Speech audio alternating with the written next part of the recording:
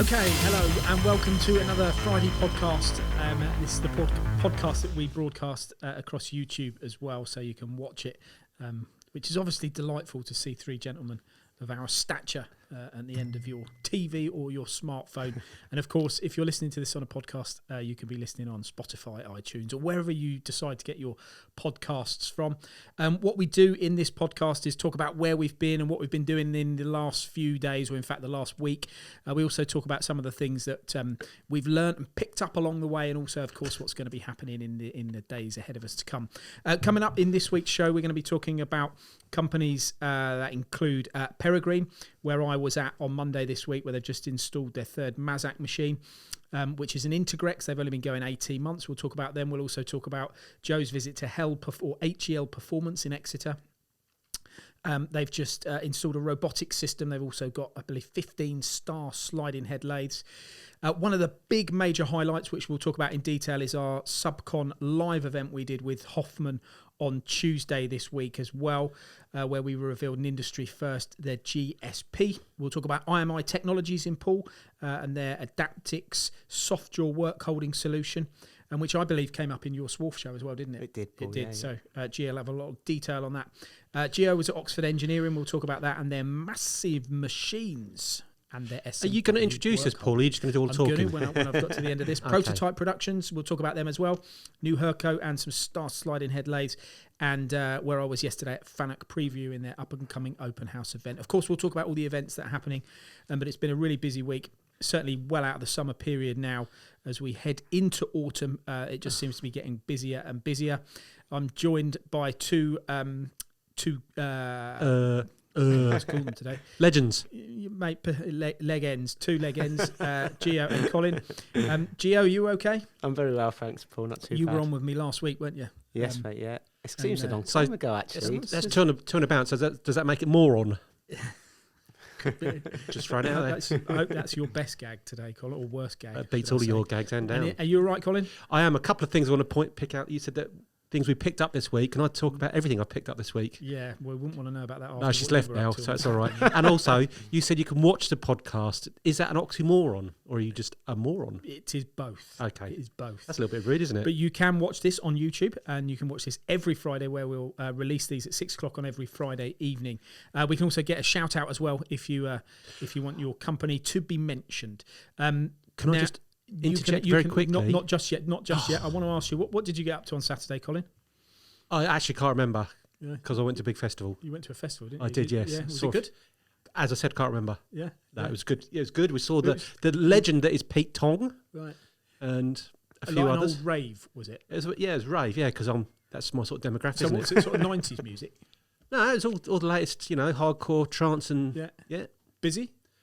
Yeah. I had to fight through the crowd to get to front and say hello to Pete, my friend. But how old would he be now, though? He'd be well into his 50s, I would have thought, wouldn't he? Oh, yeah, so he's a lot older than me. Yeah. So he's into his 60s then. He must be. What about you two? You had a fun day out, I heard. We did. We went to see Arsenal versus the Canaries. I can say that must have been a right result, wasn't it?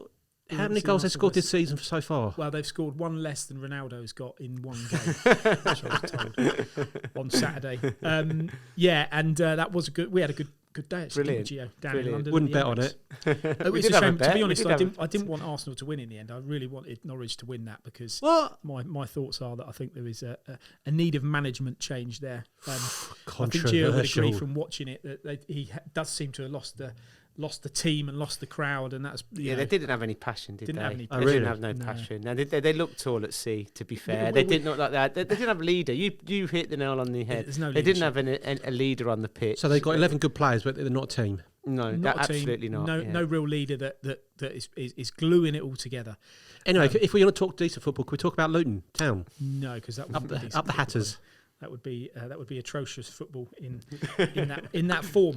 All right, so let's start with. I want to start with what was, it's got to be the highlight of this week. Really, it was the show at the Subcon show where we did the Hoffmann live event. Gio went down really well, didn't it? And maybe tell the audience that didn't get to see it, and you can go back to our YouTube channel and still watch it now.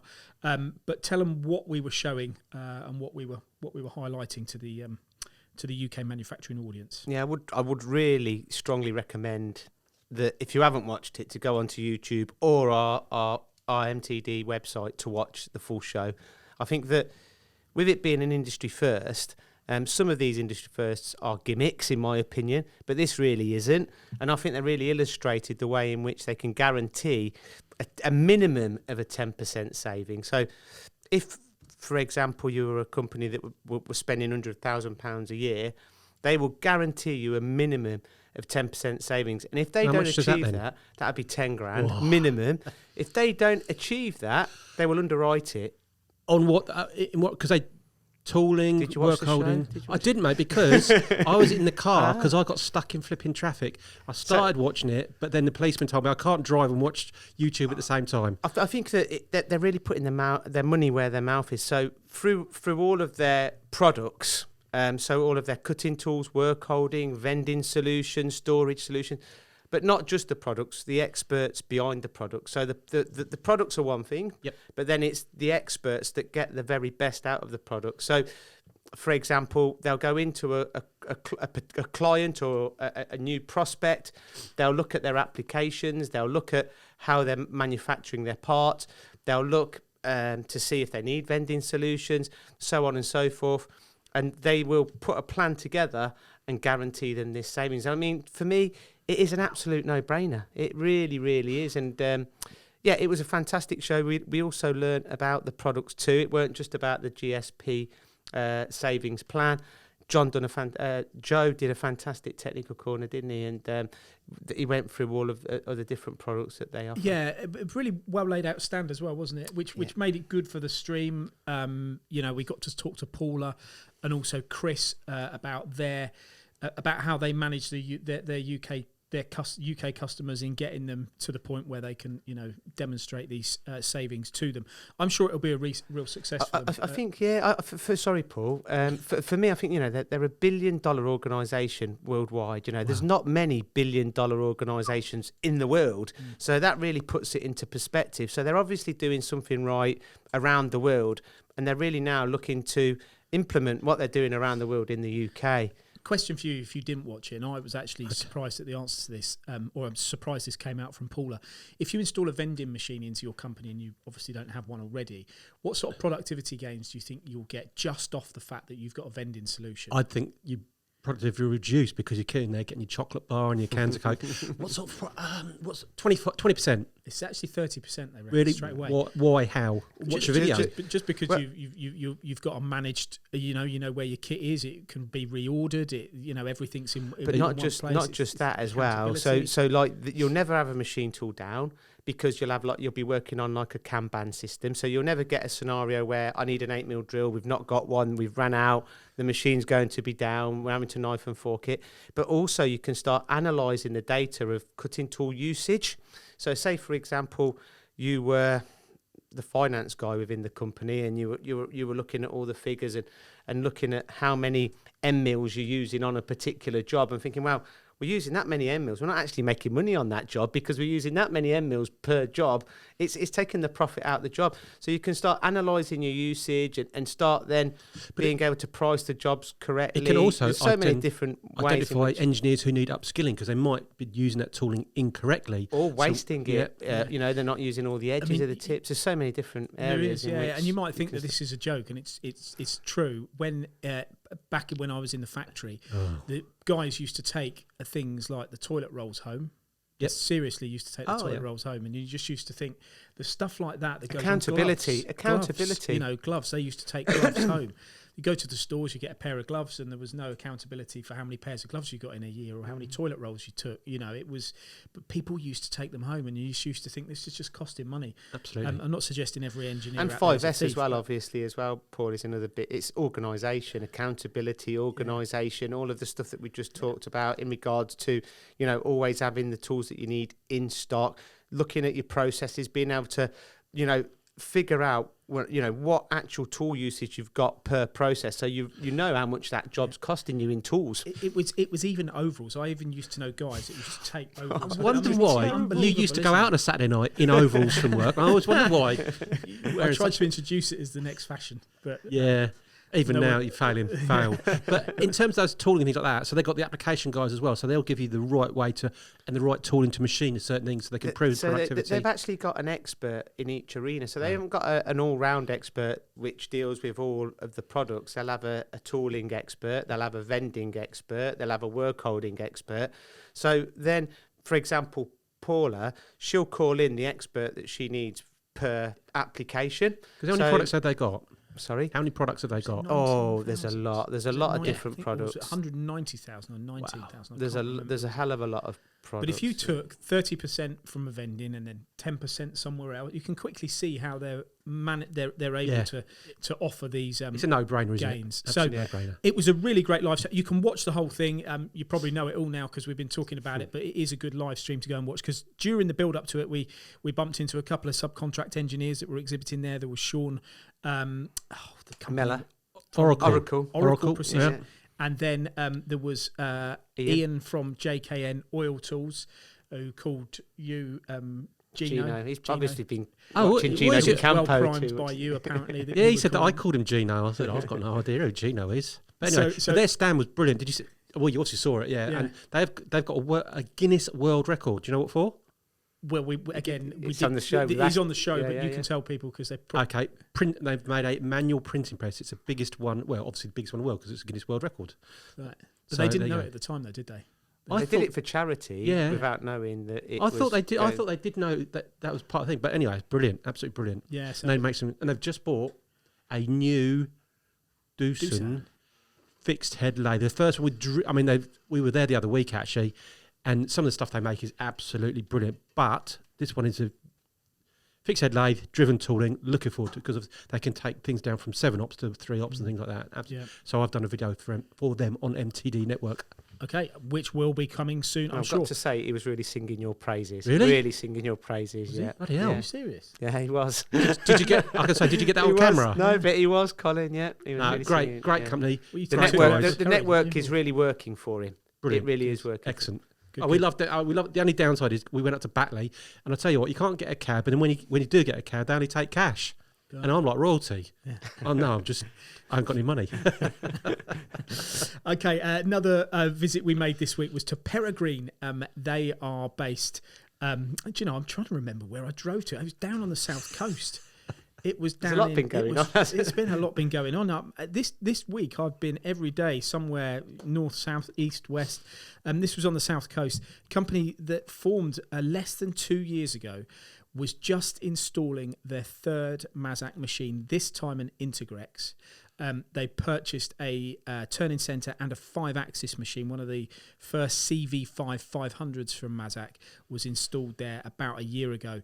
A company that's been in business, as I say, around about 18 months, has invested that money I was already. going to say 18 months. I mean, no, Mazaks are not. I mean, they're good machines, but they're not cheap, are they? Well, this was the big. I mean, there's two angles to the reason for the visit. The second one after Mazak was their use of more investment in OpenMind's Hypermill software, which in fact some of the statements that Gavin made on camera, and he listens to our podcast. In fact, so shout out to Gavin. He actually said that he wouldn't be in business today if he'd not invested in Hypermill software. Why? Just purely because of the way it helps them quote jobs, it helps them program jobs faster. Helps them quote jobs. It helps them create. Don't the tell us too components much. Watch the video. Yeah, it helps them create the components in a competitive way. So re-strategises the process. Yeah, and it also It's it nice. also- A it re-strategises also the process. helps them in the collision avoidance area, so that Brilliant. when they're programming their 5-axis machine. Paul, So all of these give it all aspects away, give it all together. away. He genuinely believes that if it wasn't for software and other items within the company, he wouldn't be he wouldn't be able to invest in the same way he has so far in his company, which is quite powerful. So that was a good visit. And I've got to give the guys a shout out there because it was great to see. And actually, John McNally from Right, seen him Yamazaki, for a long time. he knows you, Yeah, Gio. yeah, Yes. yeah. He used to work at First MTA Yeah. with you or something. Yeah. Yeah. So So John is now the Mazak representative in that area. We've got John on camera. camera, talking about the CV5 500 machine, how affordable it is. Prices start on a Mazak 5-axis machine built here in the UK at £140,000. What? For a 5-axis machine? £140,000 for a Mazak machine. They start at. So depending on the options you want on it, but a starting price, $140,000. The CV5 500s have got pretty much all the options on anyway as well, haven't they? Pretty much. Yeah, but you imagine how well that machine's going to do for them here in the UK. 140, and John was there talking about that. So that was a video's coming soon to our channel. Brilliant. From Peregrine. IMI Technologies was also another visit. That this again, this is down south. This was down in Poole, and Mark was there this week. Gio, tell us about this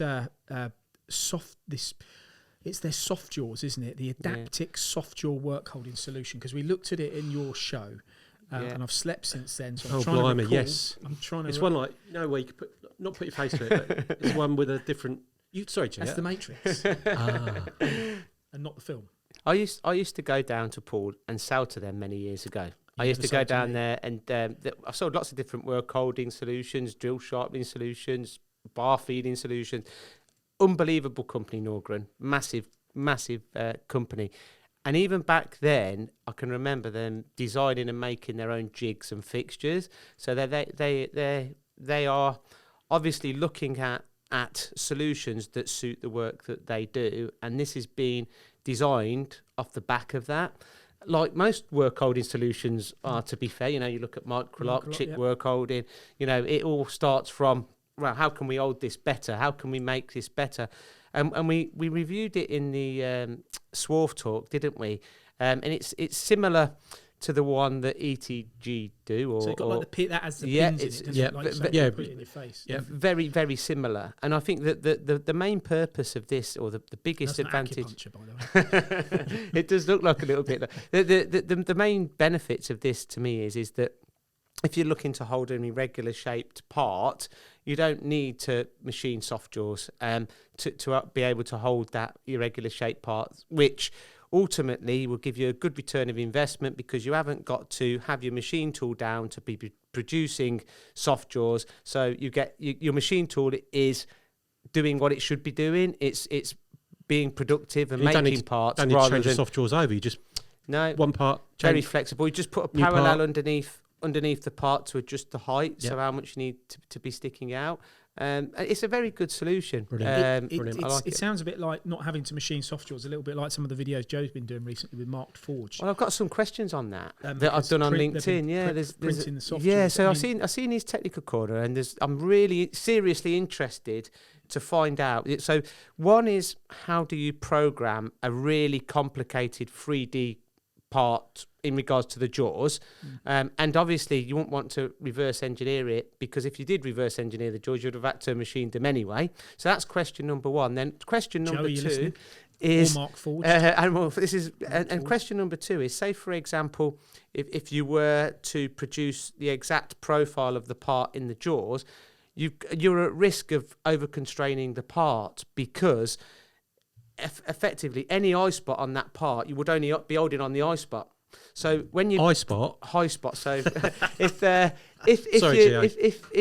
you're looking to create clearances in them jaws, how do you then do it?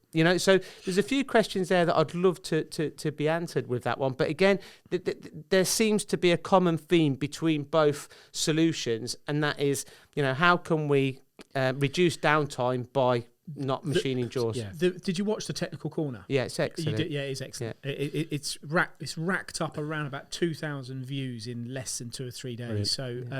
So they actually had, Mark Forge had machinery in here with Joe, and they were printing product and showing. Because it was messing with our video equipment. Was it? Everything was in the studio set up, and it was all ready to run and rock and roll. And they turned the machines on, and Joff came back, and it's like this funny noise, and he had to turn everything off and test hours, and then they realised it was the 3D printer. So anyway, okay. So Mark Forged, if you can answer those questions, then please do on wherever you're watching this, or even Joe Reynolds. if you're listening. One thing I'm going to throw in there is, and this is a complete tangent really, but you said about productivity and downtime and things like that. I did a podcast with Jarno from FastMs on Monday, which is coming out very, very soon. He's from Finland, and it was great because we can all the technology, brilliant. It was a bit early in the morning. It's 10 o'clock on a Monday morning, so I struggled, but I had to accommodate you. I'm joking, Jarno, of course. But what do you reckon, realistically, spindle? If you're just a subcontract engineer, spindle time, you reckon on a machine tool? What do you reckon? What type of machine? Just on average, yeah. What type of machine are you talking about? Because this is one we talk about, like a VM. I mean, if you were talking on average without any form just of a automation, 3 or 4 axis, yeah. I'm 35%, 40%.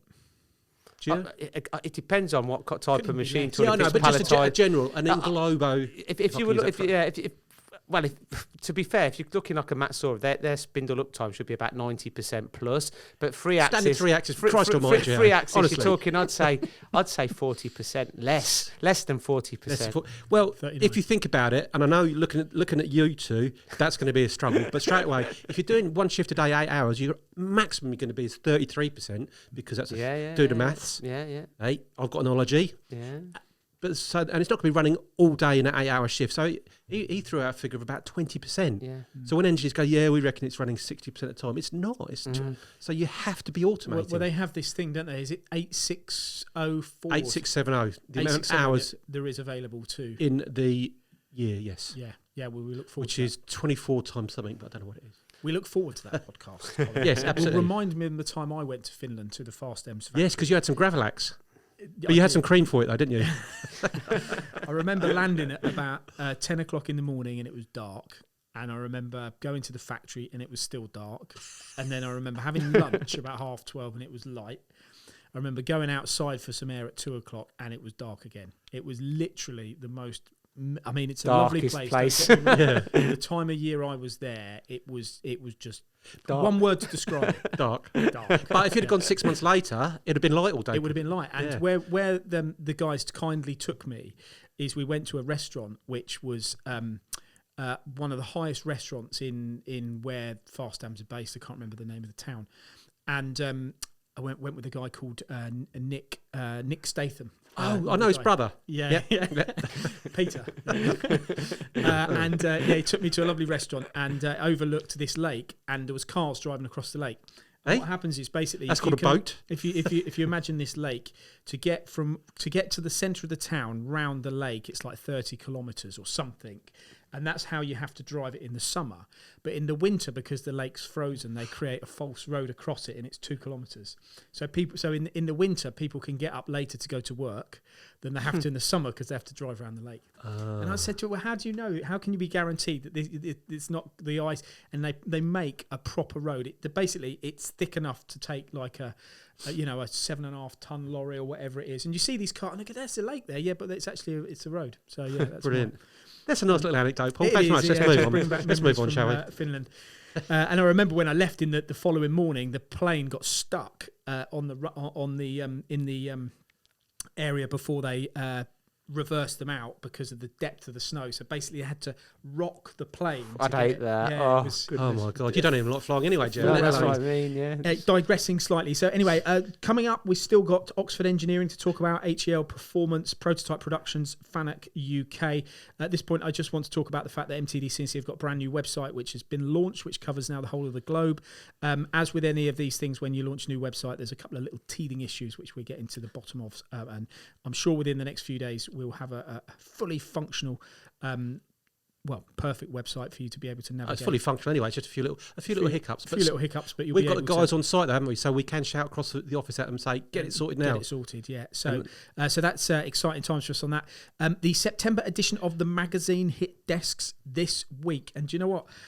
I haven't got a copy here now, but you need to download this. You can download it, or if you don't get a copy, what you need to do is go onto the website and register for it, and we'll send you one, because this is 100 pages this time. It's a 100-page edition for September. It's unheard of. I mean, I had a comment, in fact, from one of my colleagues in the industry, Robin Ashby, and he said it's the best magazine he has ever read within this industry.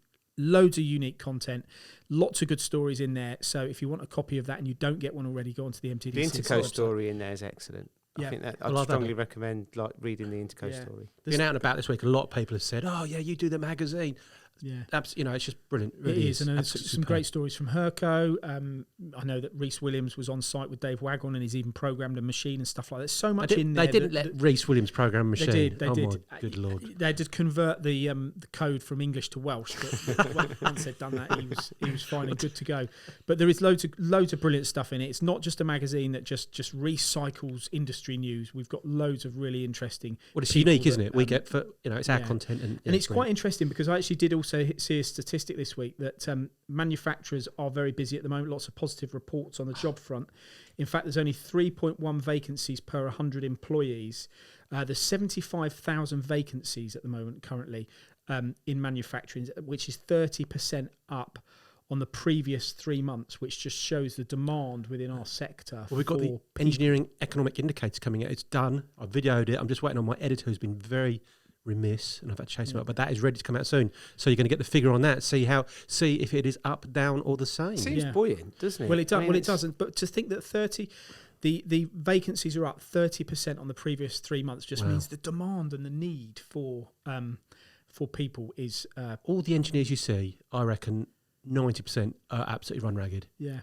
It seems busy. Yeah. It seems busy. I mean, so it was quite interesting because when I saw that, I came up with that was a fact on manufacturing. Also got some other facts which I'm going to ask you. Do you know what the most popular name in the world is? This came up when I was. I reckon it's a Chinese. No, Mohammed. I know what it is. So you're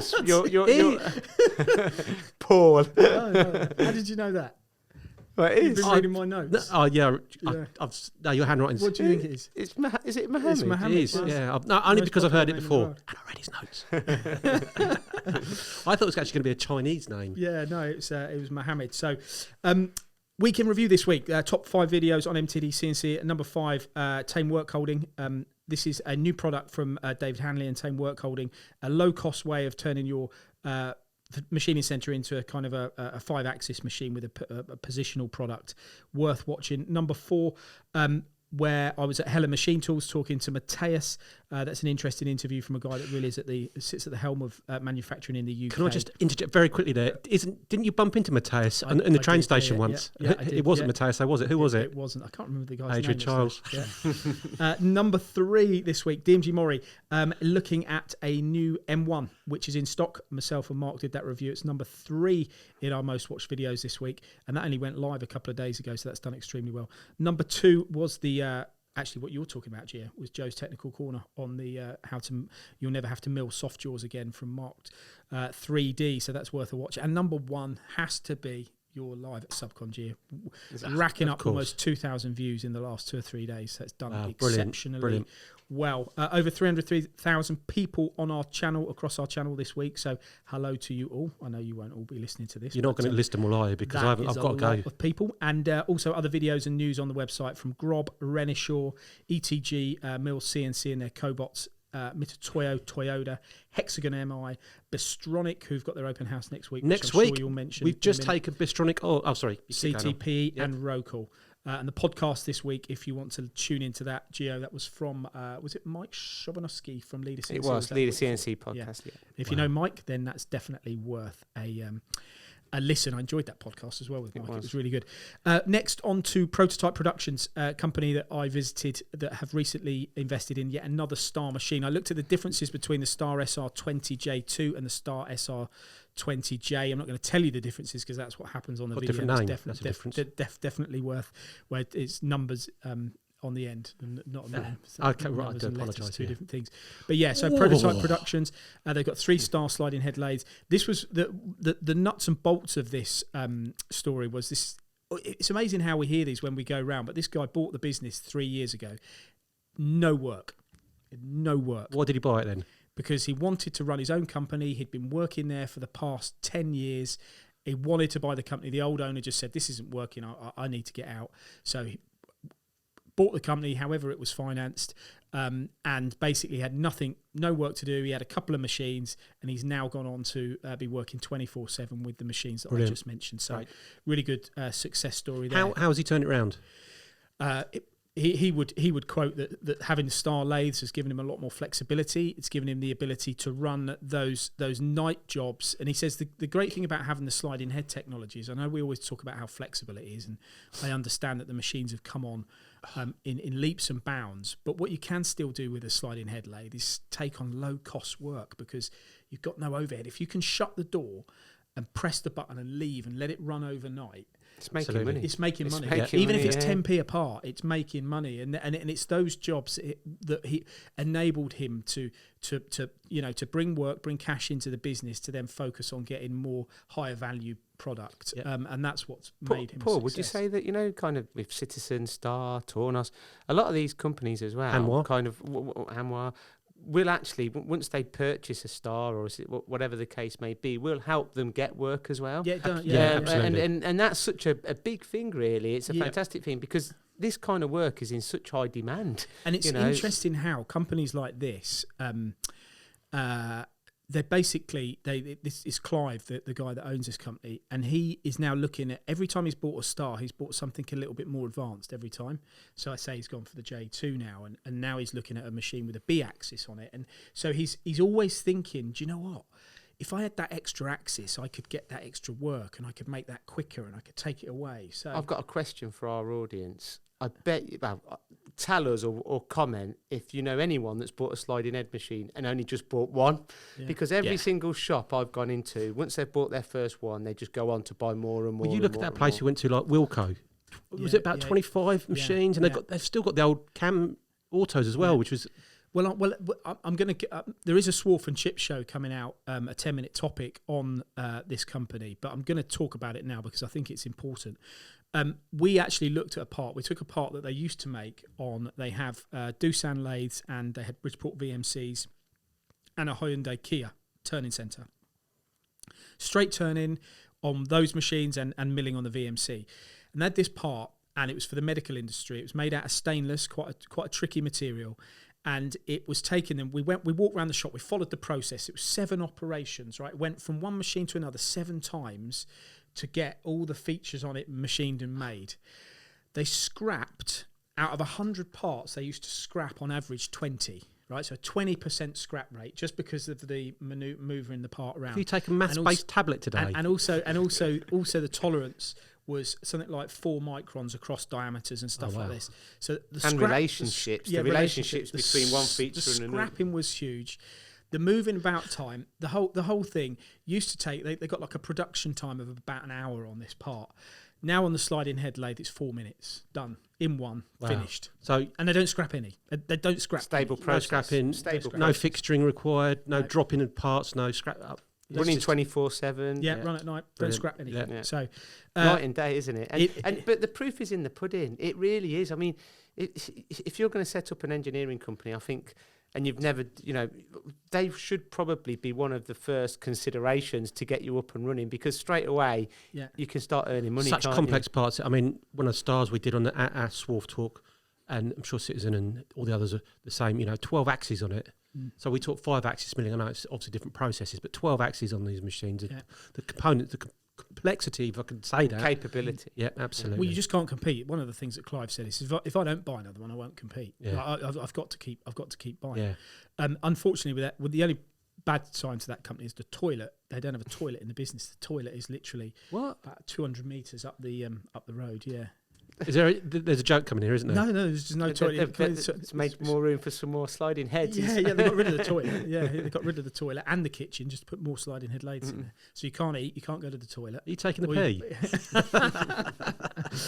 Gio, Oxford Engineering. I know them. Where are they based? What a company. Bournemouth. What a company. You were there this week on Wednesday, weren't you? Paul, honestly, I've never been there before. I know you've been there in the past, but I've never been there before, so I didn't know what to expect. I went there on behalf of Smw Autobot Talbrook. Fantastic company, absolutely amazing. Not just the company, but the owner of the company as well. I was really impressed with. A shout out to Karim, who's the owner of the company and a group of companies. But we had a really good chat prior to doing any filming. He was telling me about why he bought the companies and how he's evolving the companies, the technology that he's investing in. He will now not buy anything at all without automation in mind. So this big, massive MTE machine is the first in the country. And just to put it into perspective, it's got 2 meters just in the Z stroke. You know, it's a beast of a machine. And he's using SMW Autobot Talbot APS 0-point systems on the base. So effectively, he's palletizing such a large machine like that. And not only palletizing that particular machine, but existing machines that he's got of equivalent size. That work now is interchangeable between machine tools. So say, for example, you know, one day the MTE is, you know, doing some work on it and it's not available, he can simply go and put that work onto another machine, or vice versa. So he's eradicating setup times on machines like that. And as you know, when you're doing parts that could weigh, you know, tons, you know, the setup time is hours. So fantastic visit. You know, he's telling me about artificial intelligence as well, and how he's introducing it into his company. And the analogy that he gave me is that apparently he studied it in the past. Very clever guy, but he says it's like the only comparison he can put. It's game changing, because there's still some ethical kind of issues that need to be addressed with artificial intelligence. But he says it's game changing. He says, like, in the past when we converted from pen and paper to computer, it's exactly that is the transition to go into artificial intelligence in respects to how it can transform. Have you not watched Terminator? See what happens, mate. Honestly. Well, yeah, there's a few scary things. I mean, Elon Musk is scaremongering about artificial intelligence publicly on the internet. It scares him, but he seems quite confident that within our industry, it's got a place, and the place will be really in conjunction with Industry 4.0, analysing the data, improving processes. Could these so on things and so work in the betting industry? Can you imagine if you got something that clever that it's a bit of a gamble, mate. Could predict a bet? Hey, predict a bet. You know, imagine in a casino. You know, if you're there's in a algorithms casino, and if you're lovely in a casino, if you're in a casino and the cards, you know, if you've got this sort of artificial intelligence which can kind of almost do a better prediction than you can, because I don't know. You never know. Who knows? Well. So yeah, what a company really is. Yeah, honestly, to mention before we move on, SMW Autobot Talbot, the reason that I went there, their APS 0-point systems that they are introducing into this company, not only do they sell them off the shelf, but they can also have them made bespoke to suit your machine tools, such as the MTE. And like we discussed in the Swarf talk on 0-point, Paul, when we've done that technical corner on the 0-point, they're exactly under the same opinion as we are. They should be on every single machine tool. And mark my words, watch this space. I bet you within the next 5-6 years, each machine tool won't have a kind of T-slotted bed anymore. They'll all be 0-point beds. I guarantee you. Interesting. Yeah. So there you go, Oxford Engineering. Before we kind of wrap up, and I've got something that I know we're going to talk about Bystronic Open House and a couple of other things. The last visit we're going to talk about, well, it's two actually. HEL Perfrormance. They're a manufacturer of brake products for cars. Stop it. And sorry. Come on. I'm here all day. And anyway, Joe was there, and there is a really good story coming out of there about automation using Lang's work holding. We will see that on the channel very soon. I'm trying to move through quickly, because I know we've got a couple of things. Can I just say about Lang work holding? I've just done a video at Rydale Precision Down in Kent, known for dyes and moulds and things like that previously, but they're moving away from that into subcontract. Just bought their first Lang work holding solution to go on their Matsura.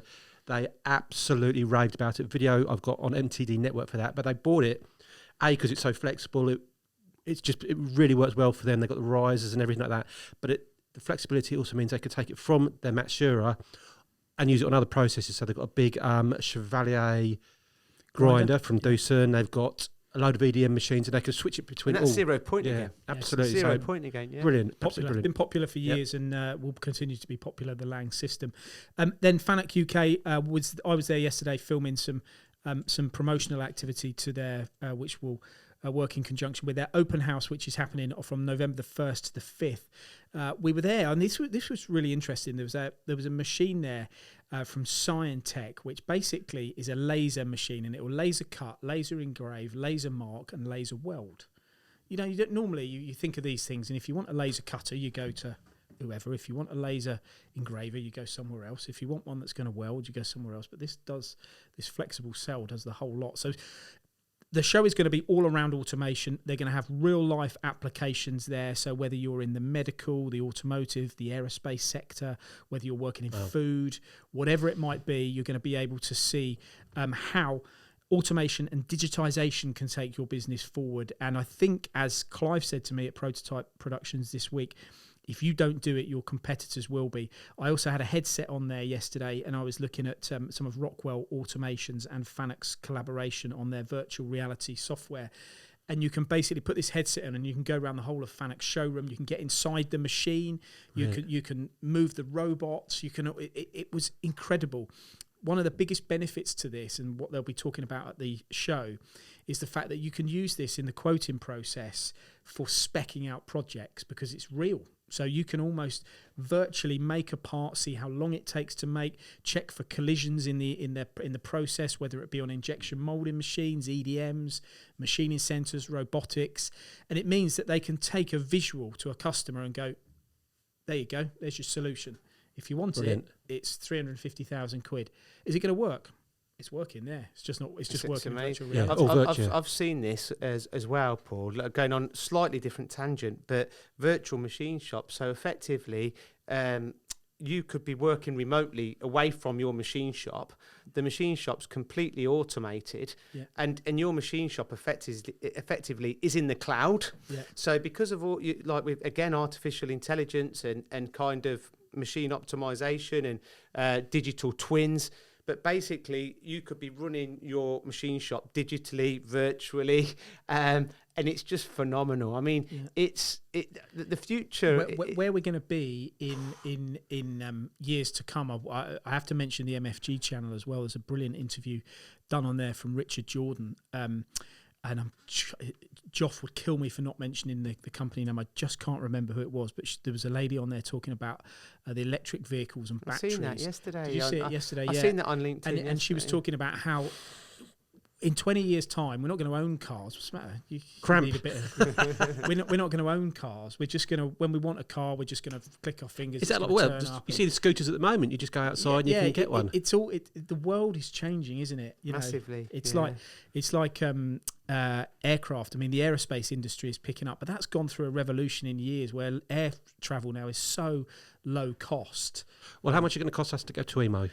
Well, it's interesting you say that. It's going to be £35. But one of the things I was going to mention in this show is a funny story. £500 to get back, though. A funny story I saw. Do you think it's going to be busy, Paul? Facebook. EMO. Yeah. I think so. Yeah.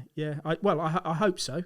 But yeah, funny story I saw relating to the Paul, aerospace if you're telling us a story, we know everybody knows it's not going to be funny. And it was basically about a Ryanair flight. Now, I had to pick this up off start, and you want to shut your ears if you don't want to listen to something that was a tad rude, should I say. But basically, a female was caught doing what she shouldn't have been doing with a male on the plane as it was flying, and some guy filmed it.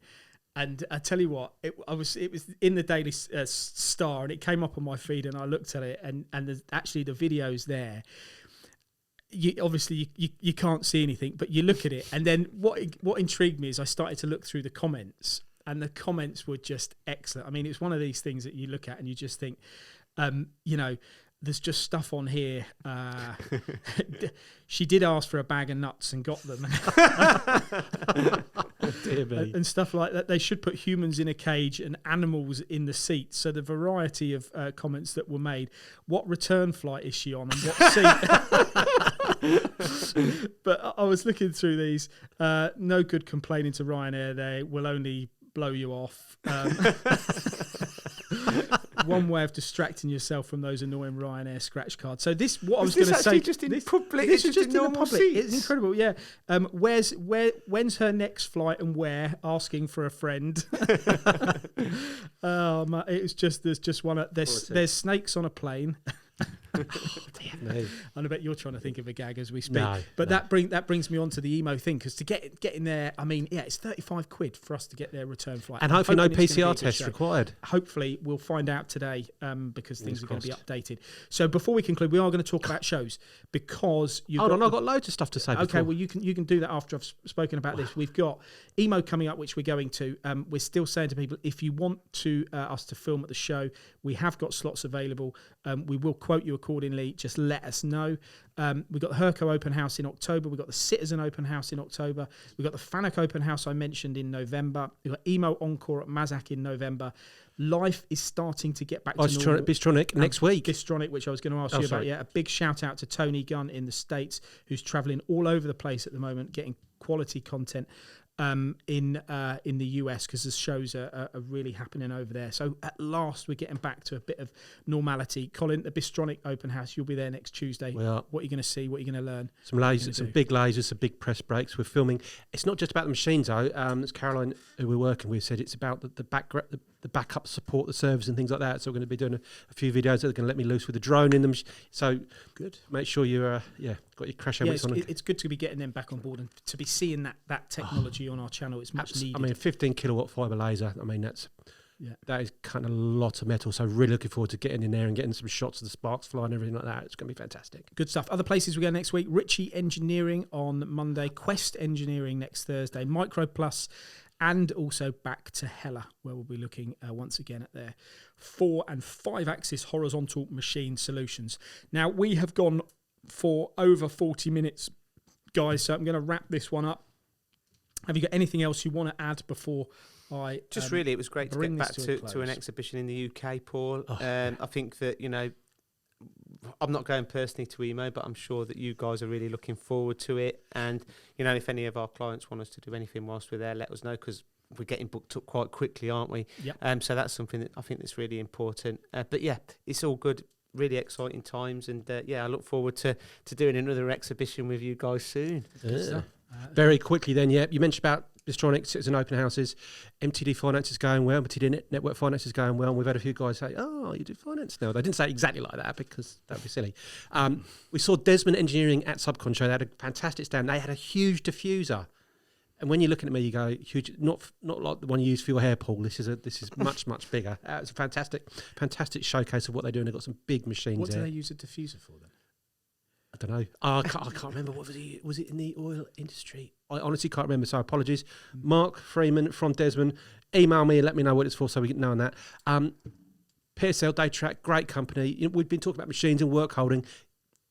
We went out to CTPE recently, and they've totally changed the dynamic of their business. But to take it to that next, they've got some fantastic machines. They used to have some more sort of low volume work. They've changed up and now doing higher volume work, and they've got the machines to do that. Multi-pallet sliders and things like that. Software, they need the software, the processes in the background. Did he? Don't know. So, but that's another story. That's that one. And finally, you said about shows and things like that. I didn't know that. I was unaware that FANUC do injection molding machines, but we're going to Germany to review some. We will be, yeah. We're going to their show in Fakuma in just outside. It's just outside Munich. I say outside Munich, a couple of 100 kilometres outside Munich. What? That one's in November. We've also just been invited as well today to a show in Spain, northern Spain, in the Basque region, which we will have more detail on in due course. But if you do want the MTD team, squad, whatever you want to call us, to come to your factory or event, then contact us at inquiries@mtdcnc.com, and we'll be more than pleased to talk to you about that as a possibility. Guys, thank you very much for joining me this week. It's been 45 minutes of good, fun, topical debate, and same time next week.